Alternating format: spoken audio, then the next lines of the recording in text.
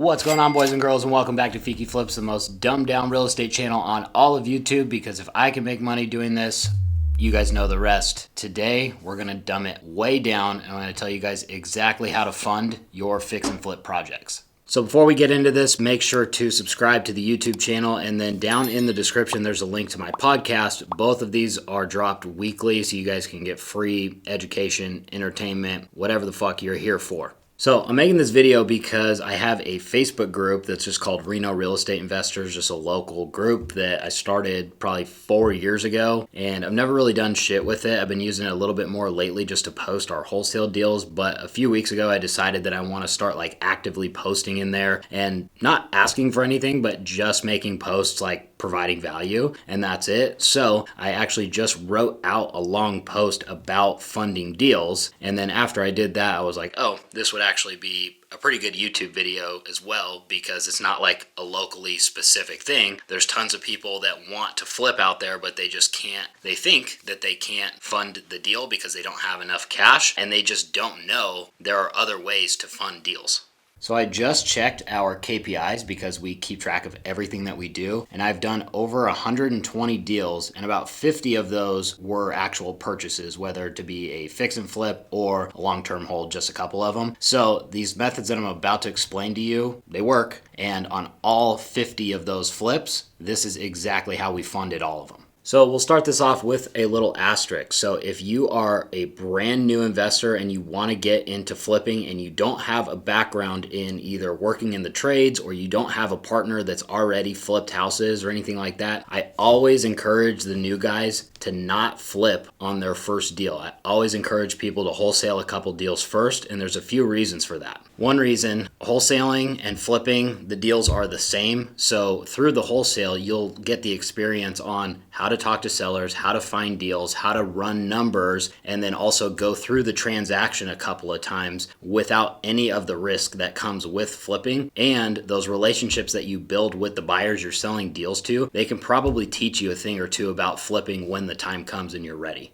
There is real risk when you flip houses, and that risk starts when you take title to the property and actually buy it. Shit always goes wrong, especially if you're brand new and you don't know your numbers, you're not experienced in managing rehab, market conditions change. Like, we lost on a few flips when the market changed, Q3, Q4 of 2022. So it's definitely possible to lose money, and it's just more and more likely that you do that if you're brand new and you don't know what the fuck you're doing. So if that's you, wholesale a couple deals first, build up some capital, and then tackle flipping later.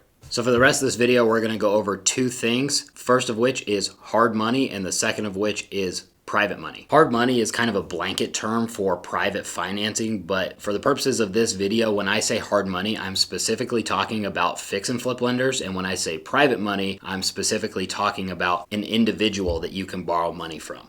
So right now at the company, I am sitting mostly in the disposition seat, and we're wholesaling a lot right now. So because of that, and because of the local meetup that I run once a month here in Reno, I get to talk to a lot of current buyers through the dispo seat, and then new or future buyers through that meetup group. And it's really fucking mind-blowing how many, even of the current buyers, don't know how to use Google. Like, you can literally just Google fix and flip lenders, and there's an endless amount of hard money lenders that specifically lend on distressed properties so you can flip them. So these are guys like Kiavi, Civic, Anchor. Like I said, there's tons of them, and they have their pros and cons for sure, but for the most part, like I said, they specifically lend on distressed property, which is exactly what you want. So you know that like the loan is not going to blow up the deal like a regular mortgage or investment type of product would. Two, they'll fund assignment fees if you are buying from a wholesaler, because that's very normal for flippers to buy deals from wholesalers. So not all of them, but most of them will fund the assignment fee, so you as the buyer don't have to come out of pocket and pay cash to the wholesaler. Three, you can borrow the rehab money from them on a draw system. So not only can you borrow a lot of the purchase price, you can also fund the project through them. And four, they can close pretty quick. Usually, like when we were buying a lot and using hard money, my rule of thumb was like, I'll give them 2 weeks is pretty comfortable that they can close if you're not borrowing the rehab, and 3 weeks if you are borrowing the rehab.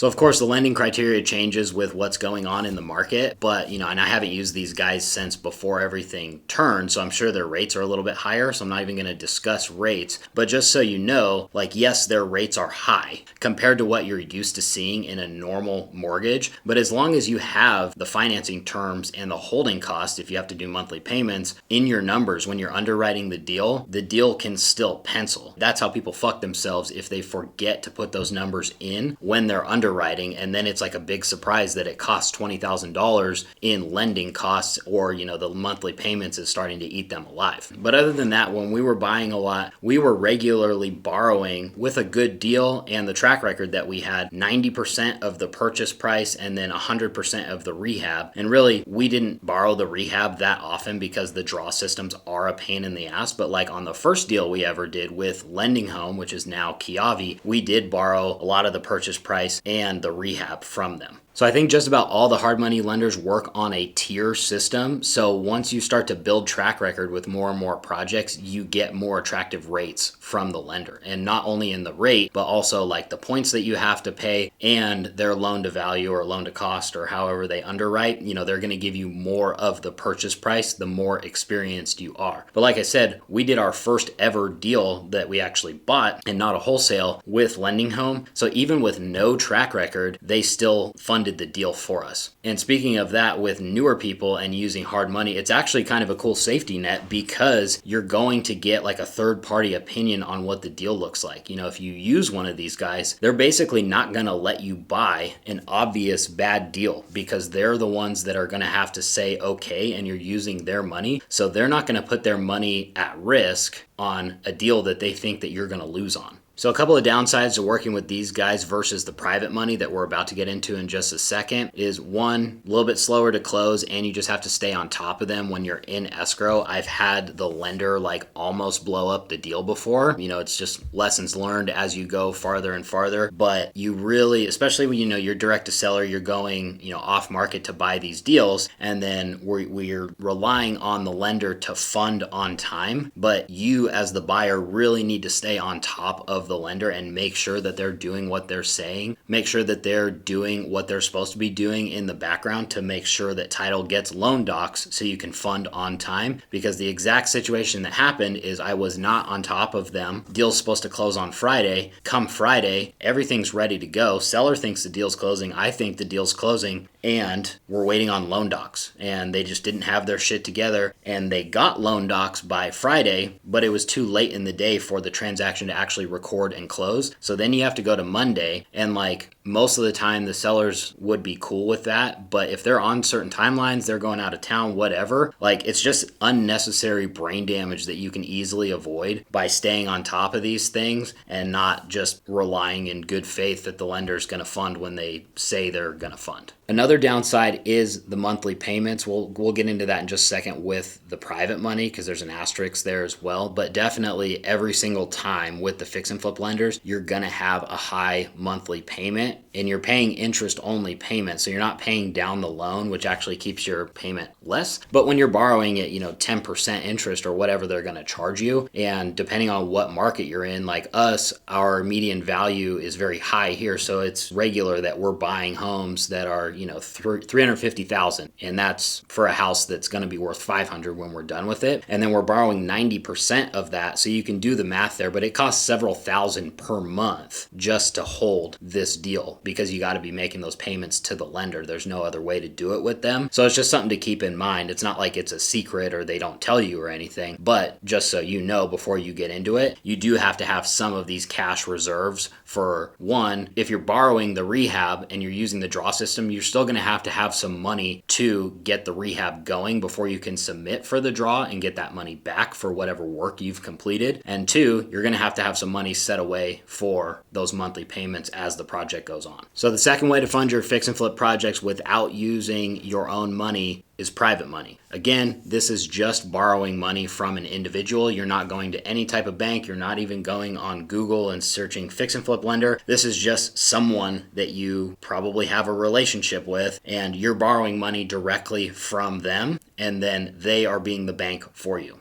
So since you're just working with an individual and it's their cash, private money is by far the easiest way to do it if you're not using your own cash in the deal. So once you have relationships with these guys, and these are like real examples, I'll get a deal in contract and I'll just text one of our guys, be like, hey, got this condo, here are the numbers. And he's like, yeah, let's do it. Like, it sounds too good to be true, but that's really how easy it gets once you have good track record and you can develop relationships with these private money guys. And because it's just an individual and not the bank, all of the terms are negotiable. So whatever the rate ends up being, and points, if there are any points, the term of the note, if it's monthly payments like I was just talking about, or even no monthly payments and they're just going to get one balloon payment for all the interest when the deal sells, that's all negotiable. So that's what I was saying. It's not a for sure thing that your private money lender is going to have those same monthly holding costs. Like, some of ours do because that's what they want. And then some of ours don't, where they're cool with just they'll fund the deal and then we don't pay them at all throughout the whole thing. They're accruing interest every month. So then at the very end, they're going to get all of their capital back plus all of the interest that they've been accruing over the entire project. They just get that all at once when the deal sells, which is fucking awesome for us because then we don't have that few thousand a month just to hold the property. And also, since everything's negotiable, like their loan to value or loan to cost, that's really up to you and them, whatever you guys can decide. So we've had lenders fund 100% of the purchase price on a deal, and then we'll fund the rehab. We've had lenders fund 100% of the purchase price and 100% of the rehab on the same property. And then we've had, one private lender fund 80% of the purchase price, and then a second private lender fund the other 20% of the purchase price plus all of the rehab. And then we record them in second position on the deed. So they're kind of like a second mortgage. Now, obviously, what I just explained requires a high level of trust, and private money is totally relationship based unless you have rich friends and family or whatever that really fucking believe in you on the first deal. But to get this type of money and to get the ball rolling where it's so much easier to raise money for any project that you have, you really do have to have like a pretty robust track record of a successful fix and flip operator. So they know like, hey, I'm going to fund the deal for this. Their investment is secure by a deed of trust, so at least they have like foreclosure if shit goes really wrong to try to get their money back. But also they have to really just trust you or your company as the operator in the deal if they're going to put up several $100,000 for a house that's in disrepair. So just an extra nugget to end things off is the third way to do it, which is the most common way that we have funded most of these deals that we bought, is a mixture of hard money and private money. So for example, with a good track record where you can get the best rates from the hard money and also a good deal, they'll fund up to 90% of the purchase price. So we're borrowing all that money from the hard money lender. So if we're getting 90% from them, we still need that other 10% plus the rehab costs to actually fund the deal without using any of our own money. So now we can go over to one of our private money lenders and ask them for that amount, which is usually a much smaller amount, between $50,000 and $100,000 instead of several $100,000. So the hard money goes in first position on the deed, and then the private money goes in second position. So in the case of a foreclosure, that second position note is a riskier spot because the first position is going to be paid off first, and then the second position after that. So it's a little bit riskier of an investment, but there's a lot of people that have that amount of money that can fund in second, and they're comfortable with that risk versus finding a private money lender that has the entire amount for the full project. And that was one thing that took me a very long time to figure out because I didn't grow up with money and I didn't grow up around money. The thing that took me a long time to figure out is how many fucking people have 50, 100, 150,000 sitting in the bank doing absolutely nothing for them, and they want to get into real estate but they don't have the time or the knowledge to go find or do their own deals, so then they can become private money lenders for you guys. So that was another thing. It's like most people, when they think of a private lender, private money guy, they think of some like 100 millionaire, like some fat cat that can just fund all of these deals at one time. Most of our private money lenders are just like regular people that have something sitting in their savings account, and those people are so easy to find, and those are the people that you can put into second position to get that gap funding for you, so you can use the hard money that will fund just about any deal as long as the numbers work, 90%, and then get the other 10% plus the rehab from the private money guy that doesn't have have to be ultra high net worth person. It can be someone that you meet on the street and you get talking to them and you tell them that you do real estate and here's our fix and flip. They're making 0% in the bank and you can offer them 10, 12% annualized interest for funding the gap on your deal. So that's about it, guys. Super quick video on the funding and how we've done all of these fix and flips. First one's the hardest, just like everything else. It gets easier as you go. And it sounds like bullshit, but running that meetup locally is where we've gotten most of our private money lenders from. The example that I just gave you happens all the time. People show up to the meetup, they want to get into real estate, they want to do their own deals, they have some money available, and then,